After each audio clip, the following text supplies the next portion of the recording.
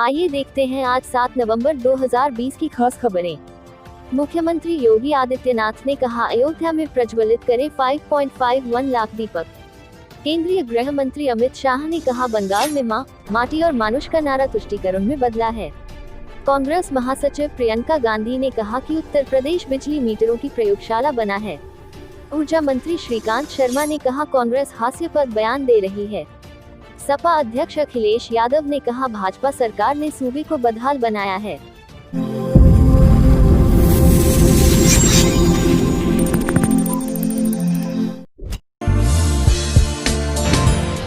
Moral जगाना है, भारत बनाना है, भारत बनाना है। Moral group of companies, always together. आइए देखते हैं सोनिया पाहवा की यह रिपोर्ट। लखनऊ, प्रियंका गांधी वारा के ट्वीट पर अल्पसंख्यक कल्याण मंत्री उत्तर प्रदेश सरकार मोहसिन रजा की प्रतिक्रिया। किसानों और गरीबों का शोषण करने वाली कांग्रेस और उनकी एक नेता प्रियंका वाड्रा जी आज ज्ञान बांट रही हैं किसानों के लिए। 60 साल में किसानों को बर्बादी की कगार पर आपने छोड़ा, और अगर ज्ञान बांटना ही है तो अपनी सरकारों में जाइए ना, राजस्थान में जाकर ज्ञान बांटिए, पंजाब में जाकर ज्ञान बांटिए, और यहाँ पर अपने नेताओं को भेजकर पराली जलाकर आप हमारे किसान भाइयों को बदनाम करने का काम कर रही हैं। हमेशा जिस सरकार कांग्रेस ने हमारे किसान भाइयों का शोषण किया हो, वो आज हमें ज्ञान देने चला है। यहाँ किसानों की सरकार है, यहाँ गरीबों की सरकार है, पिछड़ों की सरकार है। ये आदरणीय मोदी जी के नेतृत्व की, उत्तर प्रदेश में आदरणीय योगी जी के नेतृत्व की सरकार है। हम किसानों को भरपूर फायदा दे रहे हैं, किसानों के लिए ही काम कर रहे हैं, नौजवानों के लिए काम कर रहे हैं। ज्ञान बांटना है तो राजस्थान में बांटिए और पंजाब में बांटिए। वहाँ की सरकारों को बताइए कि वहाँ अन्याय ना करें, और यहाँ अपने नेताओं से मना करिए कि पराली ना जलाएं। इससे हमारे किसान भाई बदनाम हो रहे हैं। आप काम कर रहे हैं अपनी राजनीति के लिए, लेकिन उनका जो है नुकसान हो रहा है। आइए देखते हैं संतराम यादव की यह रिपोर्ट। गाजियाबाद पुलिस को मिली बड़ी सफलता। अथक प्रयत्न से व्यापारी श्री पराग घोष को किया गया सकुशल बरामद। एसएसपी गाजियाबाद कलानिधि नैथानी के कुशल नेतृत्व में पुलिस अधीक्षक नगर क्षेत्राधिकारी प्रथम, द्वितीय एवं तृतीय के निर्देशन में 5 से अधिक टीमें और 100 से अधिक पुलिसकर्मियों ने सटीक जानकारी निकाल कोलकाता के एक होटल से किया सकुशल बरामद। इस दौरान करीब 500 से अधिक सीसीटीवी फुटेज खंगाले गए, जबकि 500 से अधिक कॉल डिटेल्स का विश्लेषण करने के बाद मिली सफलता। 27 को ही दिल्ली जाते हुए फुटेज दिखाई दिया। 28 को दिल्ली में रहना, 29 को पंजाब हरियाणा होते हुए हिमाचल पहुंचना, 3 तारीख को हिमाचल से दिल्ली लौटते हुए कोलकाता रवाना होकर 5 की दोपहर कोलकाता पहुंचना। तत्पश्चात रात में ही गाजियाबाद पुलिस की टीमें फ्लाइट द्वारा रवाना होकर और 6 तारीख को प्रातः काल में इनको सकुशल बरामद कर लिया गया। प्राथमिक पूछताछ में उन्होंने स्वयं अपनी इच्छा से घर से चले जाना व अपनी फाइनेंशियल स्थिति का हवाला दिया। हो गया, इस पे कॉल आ रही। Thank you so much for all the UP police force जिन्होंने हमारी इतनी हेल्प की है फैमिली में एक मेंबर को ढूंढने के लिए। हम बता नहीं सकते कि कितनी सपोर्टिव रही है through out police force. Updates देने में हमें हर तरह की सपोर्ट, इमोशनल और फैमिली को जिस तरह से भी वो सपोर्ट कर सकते थे। Thank you so much for everything. आइए देखते हैं खान रईस अहमद की यह रिपोर्ट। लखनऊ की सामाजिक कार्यकर्ता जैनब सिद्दीकी के घर पुलिस या दमन, माता पिता और छोटे भाई बहनों को बुरी तरह मारा पीटा। माता पिता को हसनगंज थाने ले गई पुलिस।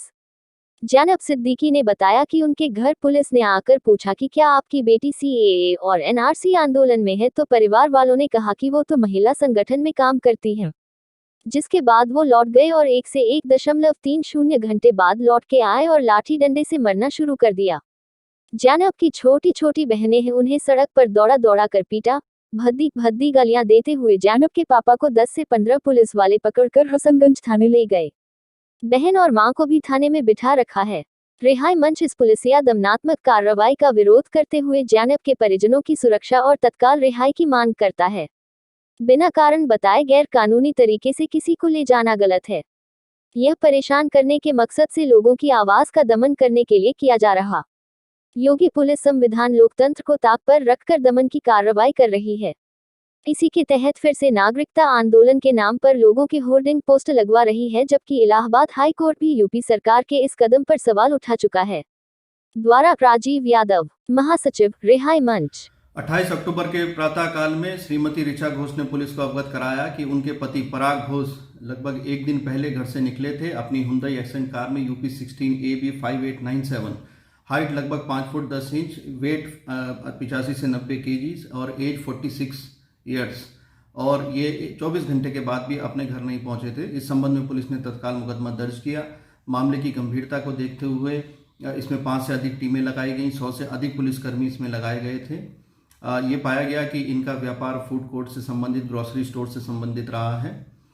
लगभग 5 राज्यों में इनके बारे में जानकारी की गई, विभिन्न माध्यमों से जानकारी की गई। 500 से अधिक CCTV फुटेजेस खंगाले गए, जिसमें ये स्वच्छंद रूप से दिल्ली की तरफ जाते हुए पाए गए थे।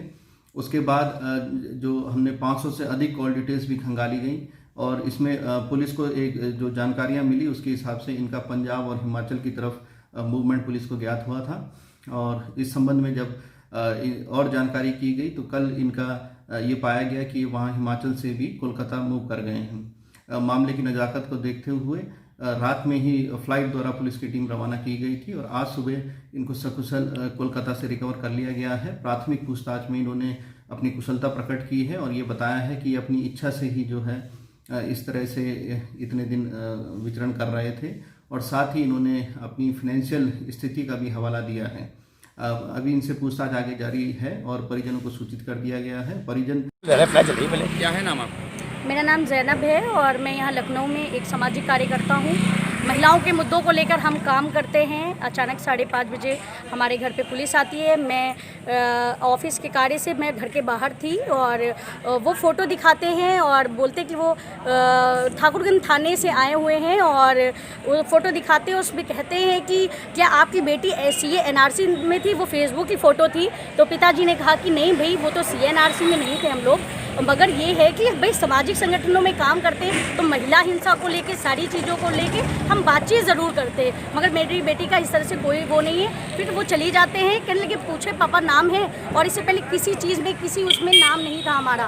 फिर पापा कहते, फिर 5:30 बजे मैं ऑफिस से जब आती हूँ, मैं फील्ड से घर आती हूँ, तो मेरे पिताजी को जैसे ही नमाज़ पढ़ के आ रहे होते, बाहर 4-6 लोग आते हैं। अचानक से गाड़ी रुकती है और उसमें कई पुलिस बिना वर्दी के पुलिस वाले होते हैं। उनसे पूछा जाता है कि भाई आप कहाँ से आए हैं सर, कम से कम हमें बताइए तो कि आप किस लिए आए हैं। तो उन्होंने कहा कि मुझे नहीं पता किस लिए आए हैं। तो हमने कहा कि भाई बता दीजिए, हम लोगों को नहीं पता, आप बताते तो शायद इतनी सारी चीज़ें नहीं होती, मगर जिस तरह से जिस नियत से था अब हम लोगों को नहीं मालूम। आप मतलब वो कह रहे हैं कि और कुछ नहीं बताया। हमारा बार बार यही सवाल था, सर आप प्लीज़ बताएं, एज ए एक्टिविस्ट हैं हम लोग, और हम लोग समाज में कोई उस तरह का काम नहीं कर। मैं महिलाओं के लेके मुद्दों पर लड़ाई करती हूँ, मैं दलितों के मुद्दों पे लड़ाई करते हैं। हमें जो कॉन्स्टिट्यूशनल हमारा राइट है, हम आपसे पूछ सकते हैं सर आप अपना ID कार्ड दिखा दीजिए। तो उसके बाद फिर वो हो गया। फिर उन लोगों ने हसनगंज थाने में फ़ोन किया और लोगों को बुलाया, यहाँ से पुलिस गई और पुलिस वाले मतलब एकदम से वो मारपीट करने लगे और गाली गलौज कर डंडों से मारने लगे। जो मेरी छोटी बहन थी वो इंटर फर्स्ट ईयर में है, नाबालिग है, और उसके साथ ही साथ जो नाबालिग है उसके साथ छोटा भाई था नाबालिग, उसको मारा। मेरा भाई जो बड़ा है वो बालिग है, उसको भी मारा। मैं वीडियो बना रही थी तो उन्हीं ने मुझे दौड़ाने लगे और गालियां बकने लगे। अभी भाई कहाँ है आपका? गंदी भाई अभी एक तो शायद अंदर है, छोटा है जो 10th क्लास में, और बाकी लोग बाहर है। तो मम्मी को भी बैठा लिया, पापा कहाँ हैं आपके? करने लगे। हाँ पापा कहाँ हैं आपके? पापा को अभी भी थाने में बैठा लिया। क्या कह रहे हैं पुलिस वाले? कुछ नहीं बता रहे हैं, कह रहे हैं NRC CA वाले में लेके गए हैं, मगर पर्यावरण और जल संरक्षण के लिए अभियान चलाया जाए। हॉकी इंडिया के अध्यक्ष बने मणिपुर के ज्ञानेंद्रो निंगोवम। केंद्रीय मंत्री नितिन गडकरी ने कहा कि इलेक्ट्रॉनिक वाहन की कीमत कम की जाए। अगले पैकेज में नकदी के पक्ष में नहीं, सरकार राहत के कदमों पर होगा जोर।